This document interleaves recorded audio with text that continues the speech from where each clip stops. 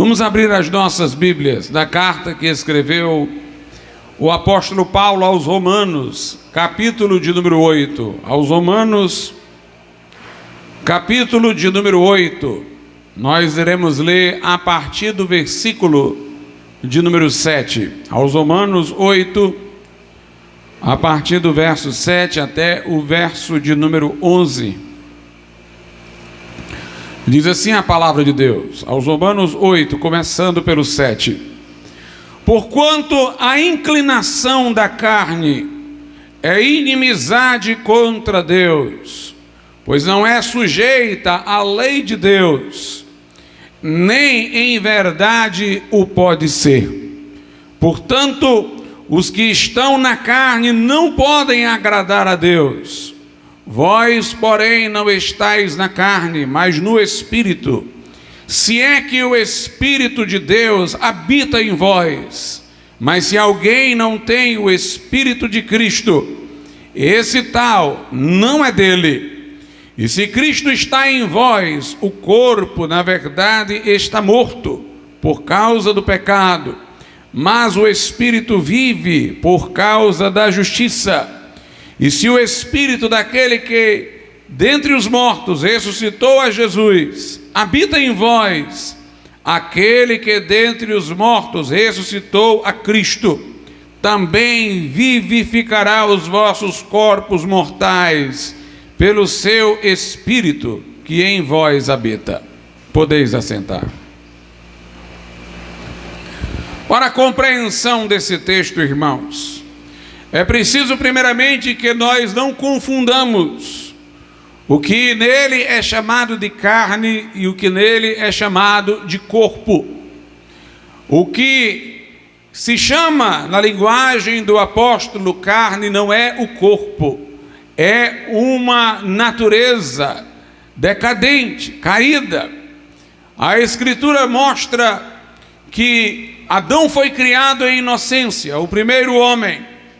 Mas ao transgredir o único mandamento que Deus lhe dera, para não comer da árvore do conhecimento do bem e do mal, a sua natureza foi corrompida, sua natureza perdeu as energias suficientes para levantar-se para fazer o bem, de modo que o homem tornou-se moralmente trôpego, projeta talvez coisas boas para fazer, mas na execução se desencaminha, porque lhe falta, na condição agora caída, aquelas energias suficientes para se erguer na direção do bem, de maneira que a carne o inclina para baixo, para o pecado, para a transgressão.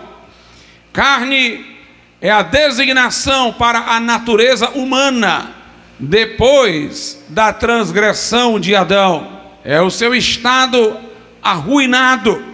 Na verdade, o que se chama de carne aqui tem vontade, portanto não é meramente o corpo. Um cadáver não tem vontade. O que se chama de carne, portanto, envolve a alma, que é a sede das decisões, das escolhas. Envolve o homem por inteiro.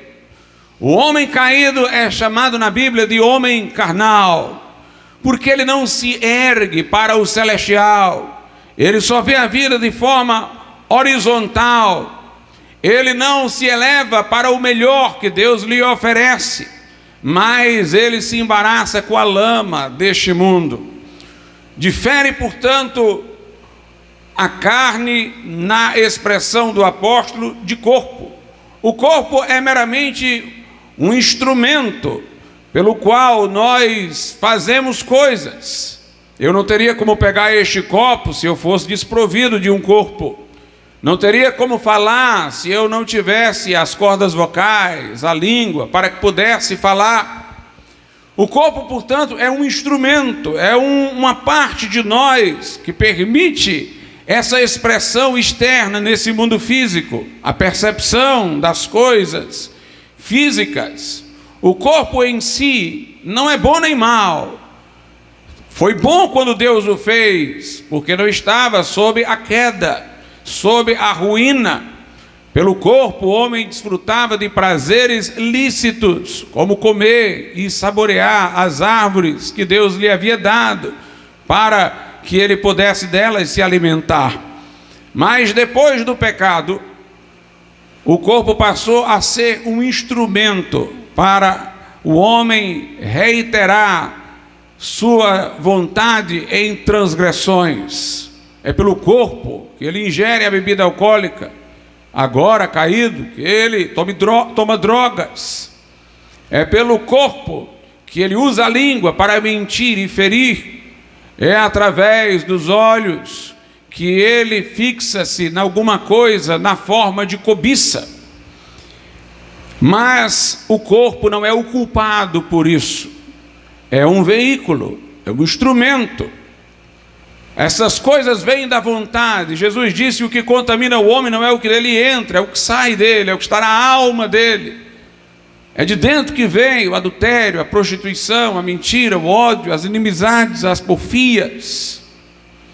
E carne é o termo para designar esse estado falido, moralmente falido. E corpo não, é um termo neutro, é uma parte do nosso ser. Então aqui diz em Romanos 8:7: porquanto a inclinação da carne é inimizade contra Deus.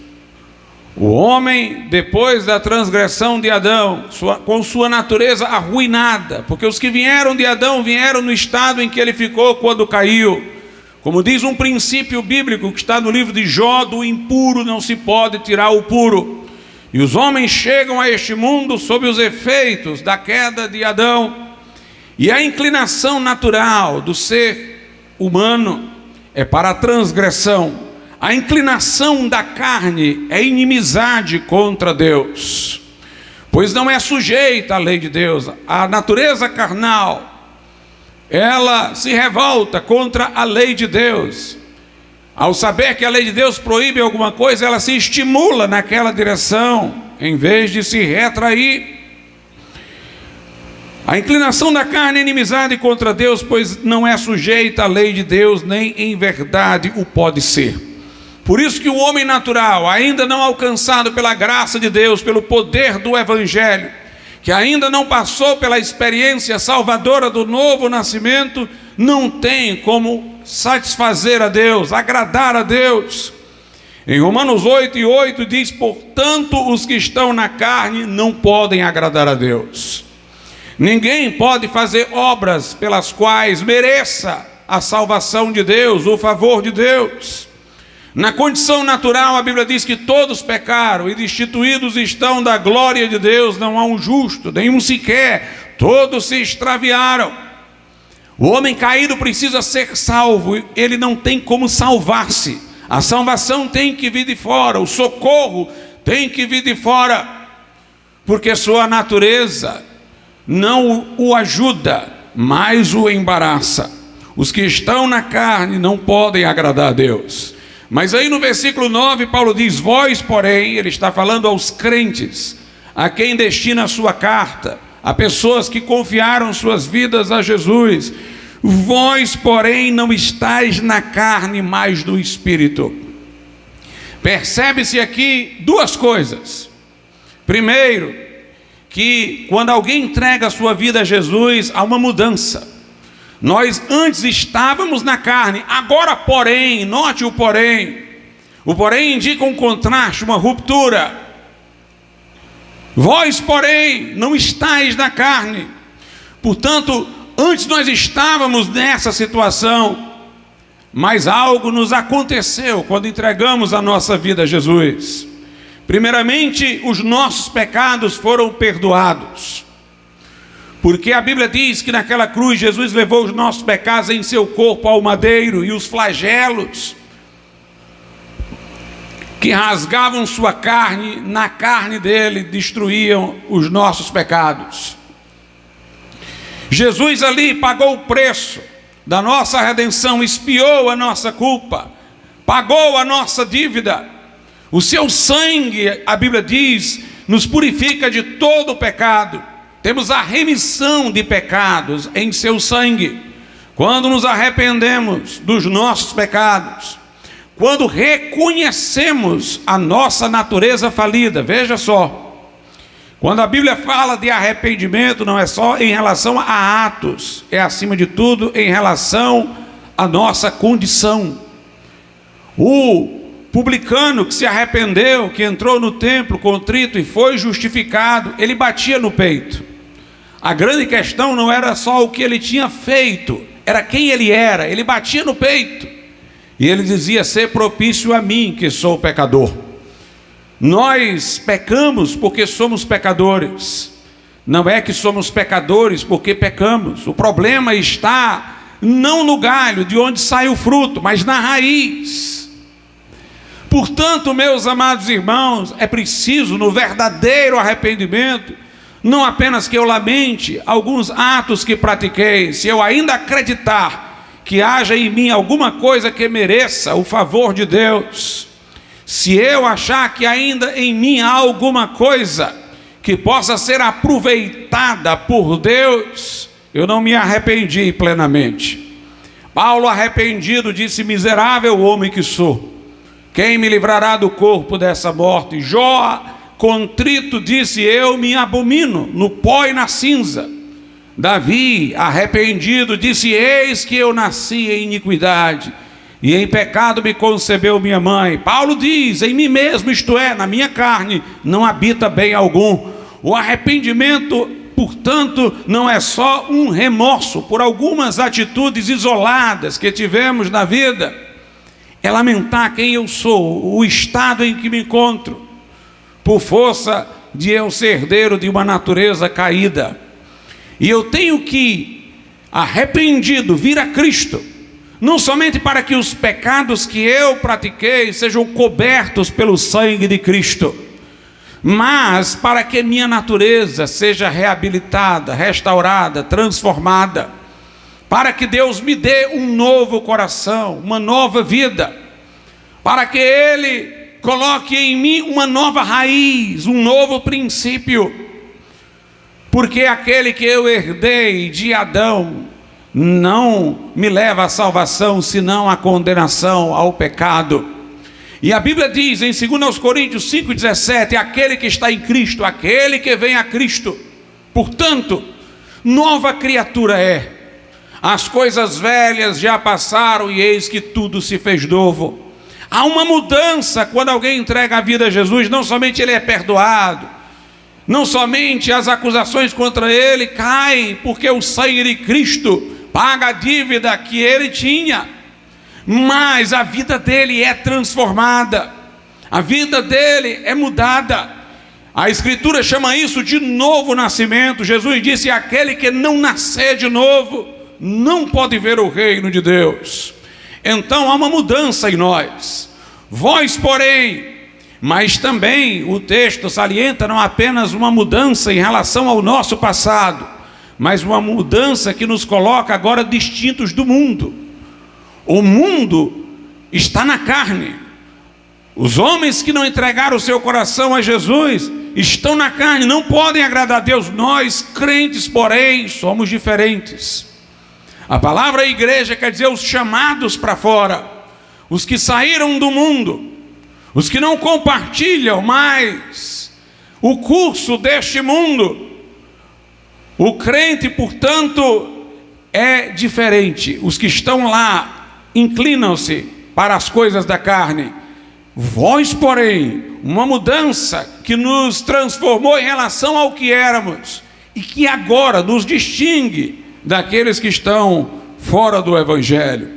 Vós, porém, não estáis na carne, mas no Espírito. Quando diz nu, essa expressão nu, quer dizer em cima, indica a ideia de uma raiz, de um alicerce, de um princípio de vida. Nós não estamos mais enraizados na carne, mas agora no Espírito Santo, no Espírito de Deus, no Espírito de Cristo. Agora o Espírito de Jesus está em nós, ou Jesus está em nós através do Espírito Santo. Vós, porém, não estáis na carne, mas no Espírito, se é que o Espírito de Deus habita em vós. Mas se alguém não tem o Espírito de Cristo, esse tal não é dele. O que distingue o crente do incrédulo é que ele tem o Espírito de Jesus, ou ele tem Jesus no coração através do Espírito Santo, como queiram. Jesus está nele através do Espírito Santo, é isso que mudou a sua vida. Ele recebeu Jesus, ele convidou Jesus para entrar na sua vida. A todos quanto receberam, diz a Bíblia, a saber os que creem no seu nome, Deus deu-lhes o poder de serem feitos filhos de Deus. O crente é alguém que recebeu Jesus, e pelo Espírito Santo, Jesus está efetivamente, verdadeiramente no coração dele. Não é força poética de expressão, é real, através do Espírito Santo. Se o Espírito de Cristo não está em alguém, esse tal não é dele. O sinal que distingue o crente é o Espírito Santo dele. Um sinal invisível, mas que se faz perceber pela mudança que ocorre em nossas vidas. A Bíblia diz em Efésios 1:13 que aqueles que ouviram o Evangelho e creram foram selados, quer dizer, marcados com o Espírito Santo. Um selo é uma marca de distinção. Nós fomos selados, nós fomos marcados com o Espírito Santo de Deus. O Espírito Santo habita nos crentes, comunica Jesus ao coração dos crentes, e isso lhes produz uma mudança de vida, uma transformação na existência. Vós, porém, não estáis na carne, mas no Espírito, se é que o Espírito de Deus habita em vós. Mas se alguém não tem o Espírito de Cristo, esse tal não é dele. E no verso 10, Paulo diz: e se Cristo está em vós, se Jesus entrou no coração de vocês através da fé, o corpo, na verdade, está morto. O que é que ele quer dizer com isso? Note, agora ele não está falando mais a carne, ele está falando o corpo. Não é que o nosso corpo esteja efetivamente morto, mas é que há uma sentença de morte para ele. Mesmo eu sendo crente, eu ainda sou mortal. Este meu corpo, ele está destinado à morte. Este meu corpo ainda não foi redimido. Meu espírito sim, Jesus habita nele, no meu coração, no meu íntimo. Mas eu ainda estou habitando dentro de um corpo que não sofreu mudanças, que ainda está sujeito a enfermidades, que ainda está sujeito a dores, que ainda está sujeito ao processo de envelhecimento. Por isso que algumas pessoas incrédulas, materialistas, mesmo vendo a transformação que o Evangelho faz num crente, elas ainda não querem acreditar no Evangelho, porque elas dizem: ele continua comendo arroz e feijão, continua numa vida difícil, continua tendo que ser laborioso para ganhar o pão de cada dia, não parece ter uma distinção externa em relação a nós. Mas, meus amados irmãos, a nossa marca é espiritual, o nosso selo é espiritual, a nossa distinção é espiritual agora, porque um dia nosso corpo haverá de ressuscitar. Mas a Bíblia diz que agora, enquanto o nosso homem exterior se corrompe, o nosso corpo envelhece, se enferma, o nosso homem interior se renova dia após dia. Se Jesus está em mim, no meu espírito, no meu coração, o meu corpo ainda está sob morte, ainda é mortal. Na verdade, enquanto vivemos, estamos morrendo. Na medida em que vivemos, estamos envelhecendo. Há um processo de morte em andamento. Então, aqui, o apóstolo quer mostrar que o que nos distingue é o Espírito de Cristo. Porque o nosso corpo, mesmo Jesus estando em nós, no momento, ainda é o corpo mortal. Se Cristo está em vós, o corpo, na verdade, está morto por causa do pecado. O meu corpo ainda está sob as consequências do pecado. Porque quando Deus fez Adão, não foi para que ele morresse, mas para que ele vivesse para sempre. O pecado trouxe a morte.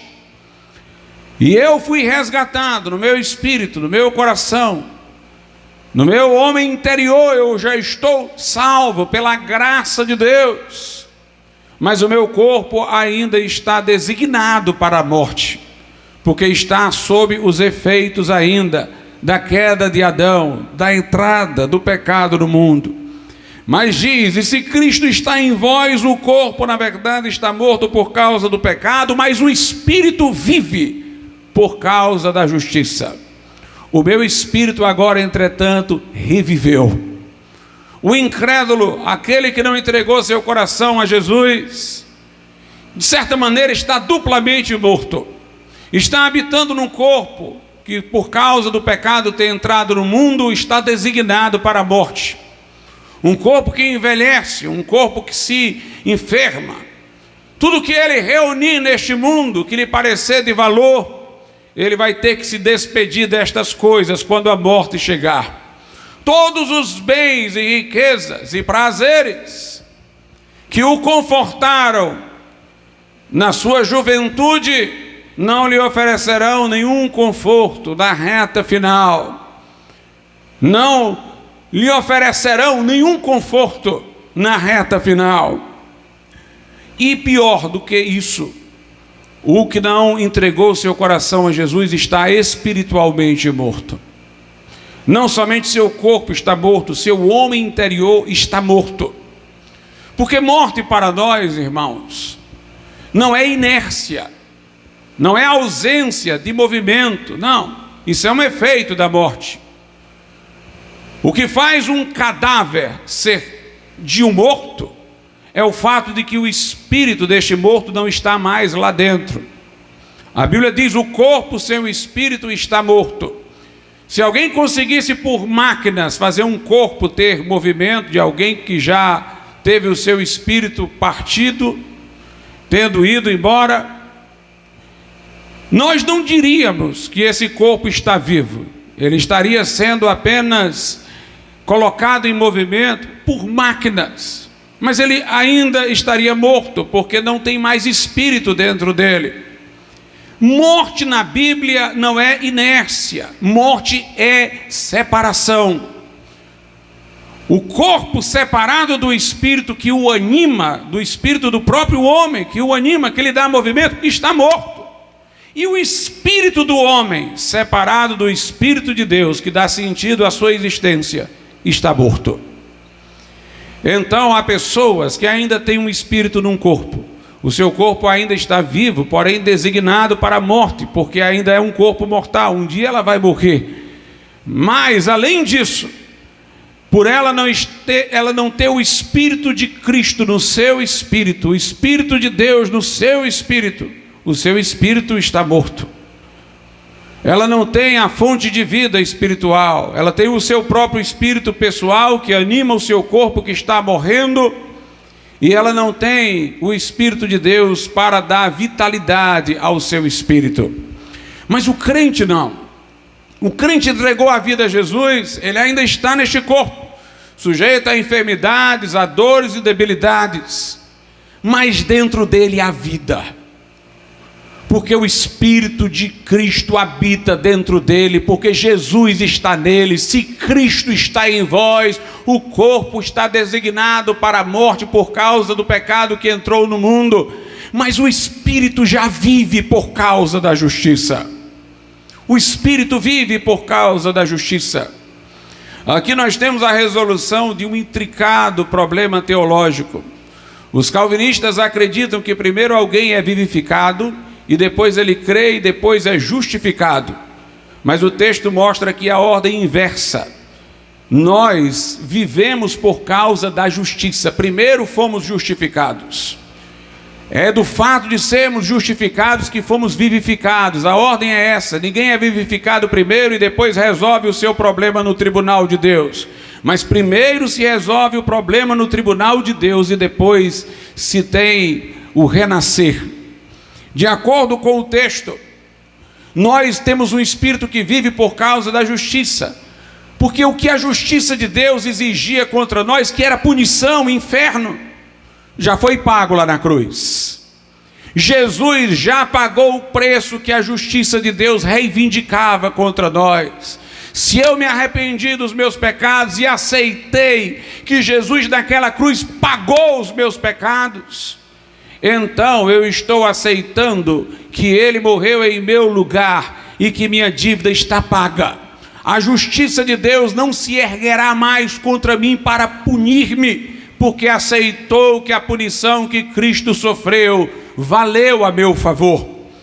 É quando nós nos abrigamos no que Jesus Cristo fez, que a justiça de Deus é satisfeita. Nós somos, na linguagem da Bíblia, justificados no tribunal de Deus. Não mais condenados, mas agora justificados, inocentados das acusações. O que a justiça clamava contra nós para que fôssemos castigados, agora não existe mais, porque já foi em nosso lugar. E quando nós resolvemos o problema da justiça, quando nós somos justificados diante de Deus pelos méritos de Jesus, o nosso espírito vive. Nosso espírito vive por causa da justiça. Romanos 8:1 diz: agora nenhuma condenação há para os que estão em Cristo Jesus. A justiça de Deus está satisfeita. Não há punição contra os crentes, porque os crentes se abrigaram em Cristo. Os crentes colocaram diante de Deus o que Jesus fez por eles. Ali a dívida é considerada paga, ali a justiça punitiva se dá por satisfeita. E agora nós, porque a justiça de Deus foi satisfeita em Cristo lá na cruz, revivemos. O nosso corpo ainda está mortal, designado para a morte, mas o nosso espírito já vive por causa da justiça de Cristo. E aí o verso 11 vai falar de ressurreição. E se o espírito daquele que dentre os mortos ressuscitou a Jesus habita em vós, aquele que dentre os mortos ressuscitou a Cristo também vivificará os vossos corpos mortais pelo seu Espírito que em vós habita. A Bíblia diz que o Espírito Santo que está em nós foi o mesmo Espírito Santo que trouxe Jesus de volta dentre os mortos. Se o Espírito que trouxe Jesus dentre os mortos está em nós, um dia este corpo mortal vai ser vivificado, vai ser ressuscitado. O texto fala, portanto, do que nós já temos agora e o que haveremos de ter no futuro. O que nós temos agora é que nosso espírito reviveu, é que no nosso interior não há mais morte, não há separação de Deus, há comunhão com Deus. O Espírito de vida em Cristo Jesus, Romanos 8:2, nos livrou da lei do pecado e da morte. O Espírito de Deus está em nosso espírito, a vida interior, Deus está em nós, Cristo está em nós.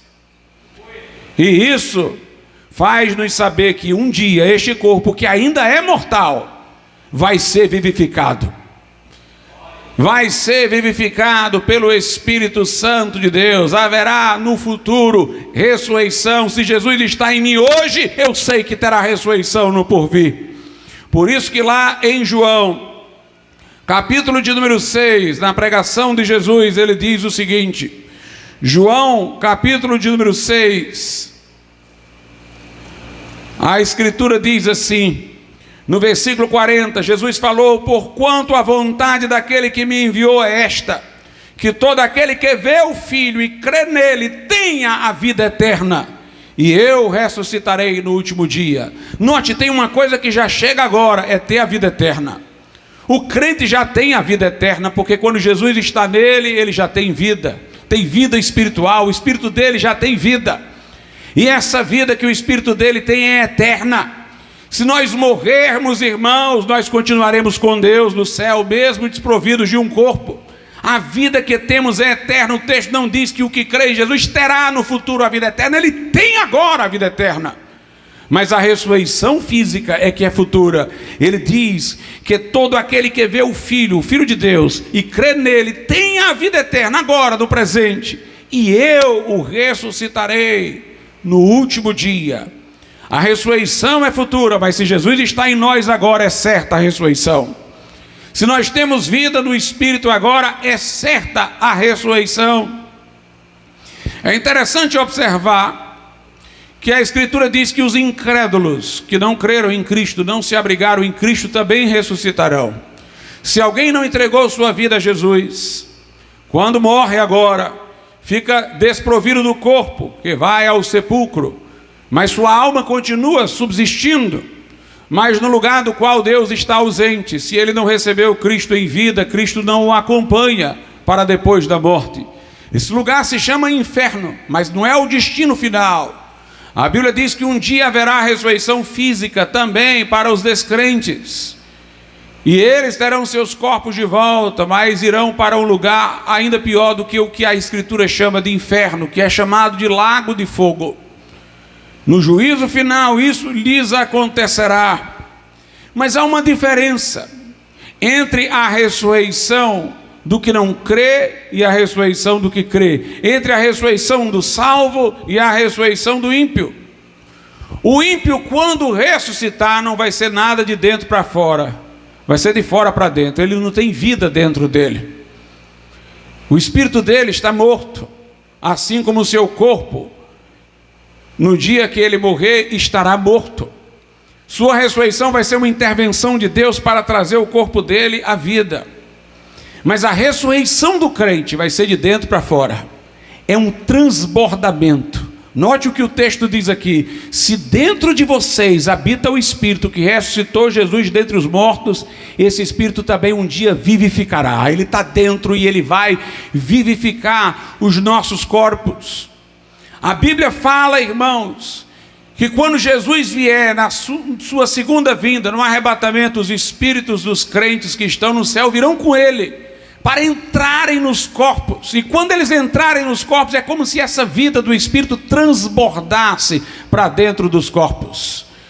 A Escritura diz, lá em 1 Tessalonicenses, capítulo de número 4, diz o seguinte, 1 Tessalonicenses, capítulo 4, a partir do verso 13: não quero, porém, irmãos, que sejais ignorantes acerca dos que já dormem, dos que morreram, para que não vos entristeçais como os demais que não têm esperança. Porque se cremos que Jesus morreu e ressuscitou, assim também aos que em Jesus dormem, Deus os tornará a trazer com ele. Jesus vai trazer consigo aqueles que estão lá no céu. E então diz aí: dizemos-vos, pois, isto pela palavra do Senhor, que nós, os que ficarmos vivos para a vinda do Senhor, não precederemos os que dormem. Porque o mesmo Senhor descerá do céu com alarido, e com voz de arcanjo, e com a trombeta de Deus. E os que morreram em Cristo ressuscitarão primeiro. Depois nós, os que ficarmos vivos, seremos arrebatados juntamente com eles nas nuvens, a encontrar o Senhor nos ares. E assim estaremos sempre com o Senhor. Nós não iremos ressuscitar no juízo final, mas por ocasião da vinda de Jesus. Os que morreram em Cristo ressuscitarão, e os crentes que estiverem vivos naquele momento não irão morrer, serão transformados. O que tem de vida dentro deles vai transbordar para fora. Por isso que a Bíblia diz, naquele dia o que é mortal, o corpo, será absorvido pela vida que está dentro. Por isso que Paulo diz na carta aos Coríntios 15, naquele dia a morte vai ser tragada, engolida pela vitória. Então a vitória que já está dentro de nós vai engolir o corpo, vai ser como um transbordamento. O que tem de vida dentro de nós vai transbordar para fora e vai mudar o nosso corpo. E o que é mortal se revestirá de imortalidade, o que é corruptível de incorruptibilidade. A ressurreição do crente, irmãos, não é só uma intervenção de Deus para chamar o crente a juízo, como será para o incrédulo. A ressurreição do crente é uma extensão do que já temos agora. Nós temos o Espírito Santo dentro de nós, e a Bíblia diz em 2 Coríntios 5 e Efésios que o Espírito Santo dentro de nós é um penhor da herança, é uma garantia da ressurreição. Alguns dizem que essa palavra penhor não é nenhuma boa tradução, que melhor seria primeira prestação. O Espírito Santo é a primeira prestação, é o início de um processo. Ele está em nós, vivificando o nosso espírito, e esse processo de vida que ele traz ao nosso espírito vai chegar no nosso corpo. Enquanto que a ressurreição do incrédulo vai ser um ato de Deus para trazê-lo a juízo, a ressurreição do crente vai ser fruto deste processo de vida que começou dentro de nós e que vai se estender para fora. E nós teremos um corpo glorificado, um corpo espiritual. É disso que o texto está falando. Se o Espírito de Deus habita em vocês, então estejam certos de que um dia ele vai transbordar. De que um dia este Espírito que está em vocês vai vivificar os corpos de vocês. Haverá ressurreição física. Uma das características principais do cristianismo é que nós cremos na ressurreição da carne. Está lá no credo, creio na ressurreição da carne. Por que o credo quis ressaltar isso? Porque foi uma novidade, irmãos, que a fé cristã teve. A ideia de que a alma do homem é imortal e sobrevive à morte física, os filósofos conseguiram alcançar essa ideia, mas eles não conseguiram alcançar a ideia de que haveria ressurreição do corpo. Essa nos veio pela revelação. Até os espíritas, que são reencarnacionistas, eles acreditam que a pessoa vai tendo sucessivas reencarnações, mas com a aspiração de um dia já não mais estar num corpo, virar um espírito livre de qualquer corpo, desencarnado. Os pagãos gregos acreditavam que os espíritos dos seres humanos poderiam sobreviver à morte física, mas nunca mantiveram a ideia de que se deveria ter como esperança final uma ressurreição corpórea. É preciso que entendamos isso. Os gregos, o mundo pagão daquela época dos apóstolos, não acreditava em duas coisas que são importantíssimas para nós. Primeiro, eles não acreditavam que Deus criou tudo do nada. Eles pensavam, tudo que é feito de alguma coisa. Um carpinteiro toma madeira para fazer um banco. Uma pessoa toma a água para fazer um suco. Toma alguma coisa de uma planta para fazer uma tinta. Então ninguém faz nada a não ser a partir de alguma coisa que já pré-exista. E aí eles deduziram que se a divindade ou as divindades dos deuses fizeram alguma coisa, foi a partir de uma matéria pré-existente. E eles acreditavam que a matéria era eterna. Sempre houve matéria. Mas que em algum momento, alguma divindade talvez pegou uma matéria dessa e desenhou um corpo para colocar um espírito dentro. Para eles a matéria era eterna. Eles não acreditavam no que a Bíblia ensina, que Deus criou do nada. Que Deus disse, haja luz, e houve luz, quando nada havia antes. Para eles, a matéria não fora criada por nenhuma divindade, era eterna. As divindades poderiam dar forma à matéria, mas não criavam a matéria. Os gregos acreditavam então que, como a matéria não vinha dos deuses, ela não era boa, era ruim. Então, se nós estamos num corpo hoje, de duas uma: ou é porque nós estávamos sem um corpo e por algum castigo fomos colocados dentro dele, ou porque alguma divindade perversa nos enclausurou no corpo. Então a esperança deles era se livrar do corpo. O corpo era visto como uma coisa negativa, logo eles não tinham nenhuma esperança de ressurreição. Quando os cristãos começaram a pregar, irmãos, eles se confrontaram com isso. Se confrontaram. Interessante que aqueles crentes fizeram questão de se confrontar com essa ideologia, essa visão de mundo dos povos pagãos. Veja como a Bíblia retrata a fé em Romanos 4.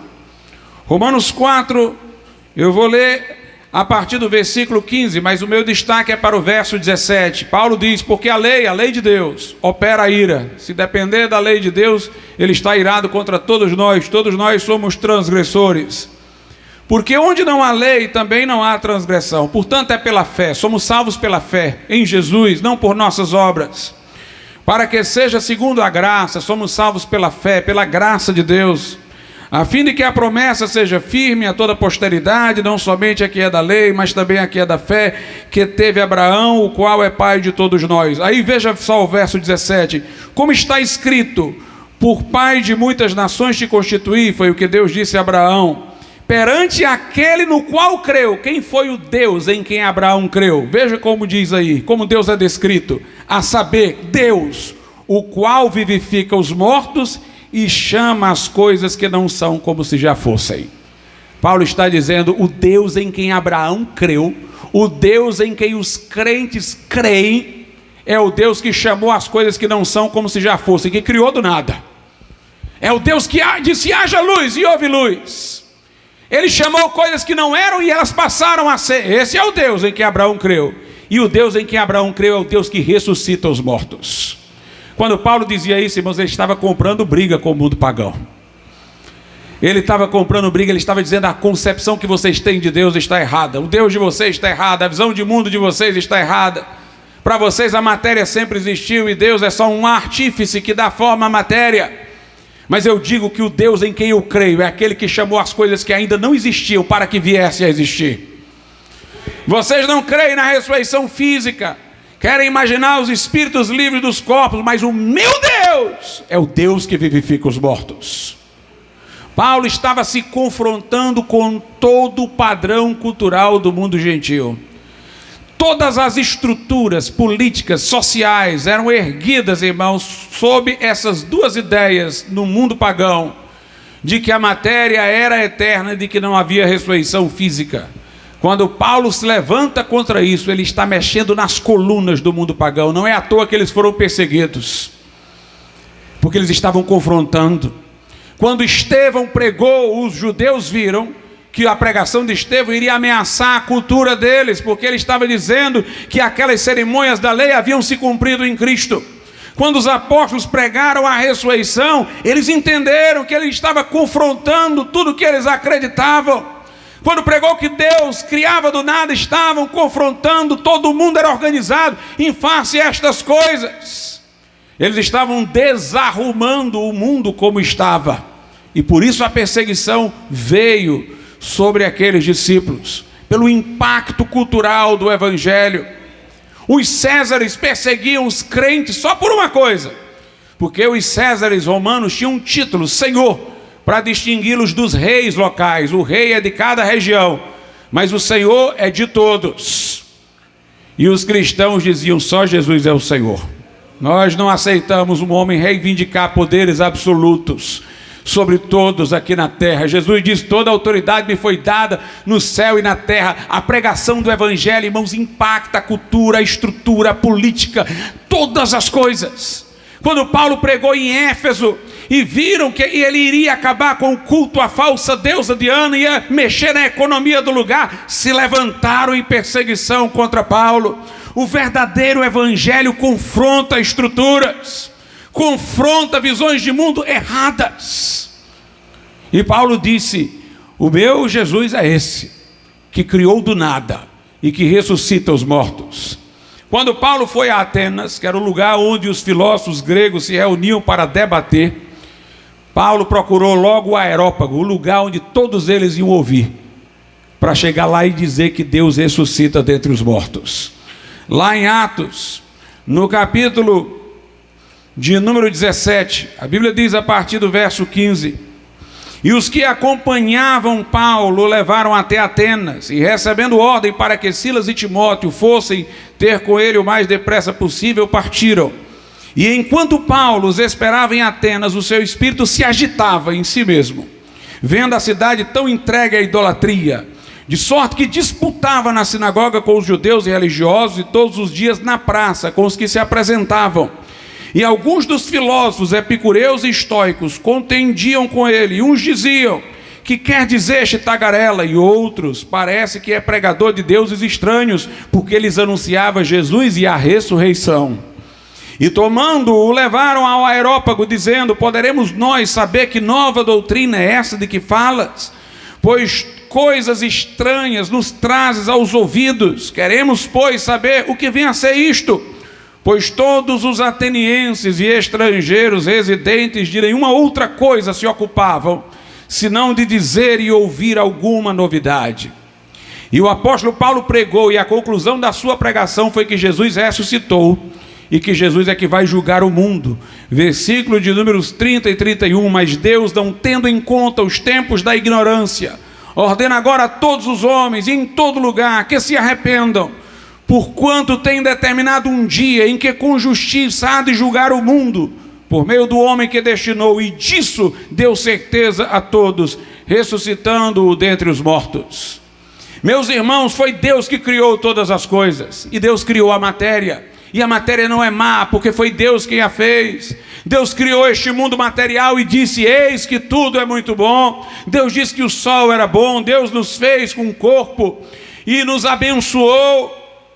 Portanto, o nosso problema não é ter um corpo, o problema foi o pecado que entrou no mundo e devastou tudo.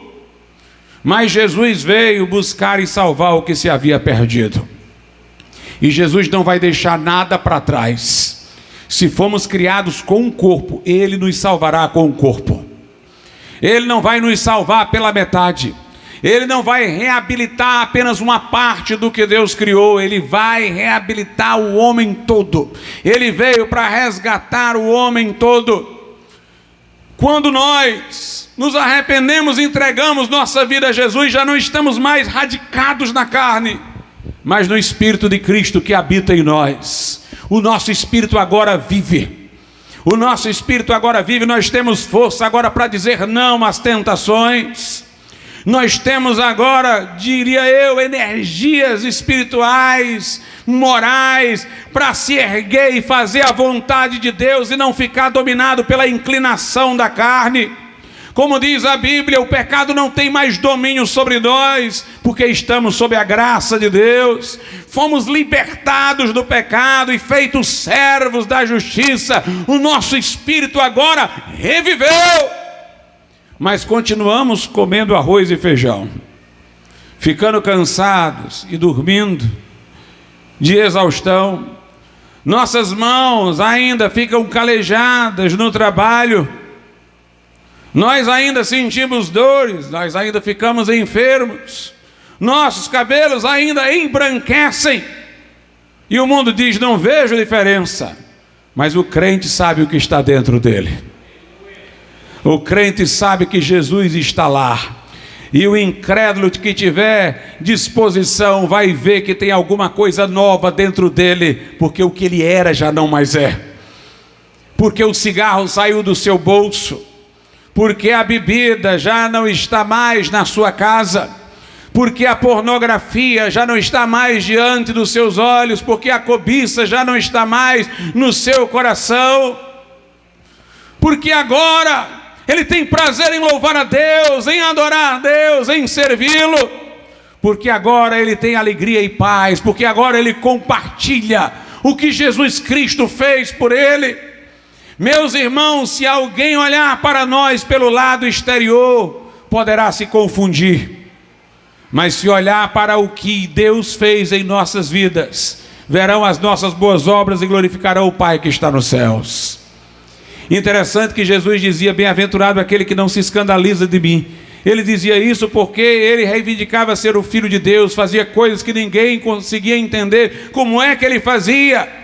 Mas as pessoas continuavam pasmas: mas como é que pode? Como é que ele pode ser o Filho de Deus? A gente não tem como explicar as coisas que ele faz, mas como é que ele pode ser o Filho de Deus? Ele foi criado aqui entre nós, ele é filho do carpinteiro, nós conhecemos suas irmãs e irmãos, e aquelas pessoas olhavam para o lado externo de Jesus e ficavam confusas. De fato, ele parece diferente, ele faz o que ninguém pode fazer, ele diz palavras que ninguém pode dizer, mas nós o conhecemos, o vimos crescer, o vimos na carpintaria. E o crente diz que é filho da adoção por Jesus Cristo, que agora ele entra no Santo dos Santos pelo sangue de Jesus. Ele diz que o Espírito Santo habita nele. E o incrédulo diz: mas como é que pode? Eu conheci este rapaz, ele andava aqui, ele jogava bola acolá, como é que pode? Como é que ele é isso que ele diz ser? Mas eu quero dizer uma coisa: um dia este corpo mortal vai ser absorvido pela vida. Um dia este corpo mortal vai ser tragado pela vitória, vai ser engolido. Um dia esta vida que está dentro de nós vai transbordar e esse corpo vai ressurgir. O último inimigo a ser derrotado, a Bíblia diz, é a morte. é o último, vai ser derrotado também.